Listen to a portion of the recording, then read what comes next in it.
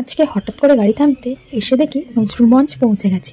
Yes, আজকে গড়িয়া থেকে এসেছিলাম, আর এই গরমে খোপা ছাড়া আর কোনো উপায় নেই। তো সেটাই দেখছিলাম যে ঠিকঠাক হয়েছে কিনা।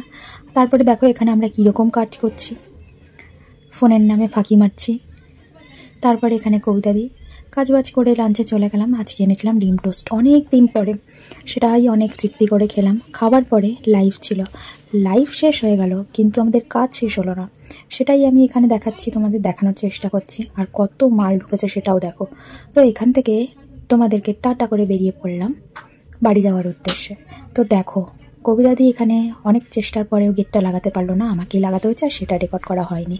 তারপরে গেটটা বন্ধ করে চলে এসেছিলাম ফুচকা খেতে। তো এই কাকুটার কাছে, এটা আমাদের দেখেইছো ওনাকে অনেকবার, আমাদের অফিসের কাছেই বসে। তো ওনার থেকে খেলাম আর উনি আমাকে একটা ফাউ দিয়েছিল। তারপরে বাস ধরে বাড়ি চলে আসি। হেঁটে হেঁটে এবার আমি বাড়ি যাই। তোমরা আমার চ্যানেলটাকে লাইক শেয়ার সাবস্ক্রাইব করে দিও আর কমেন্ট করতে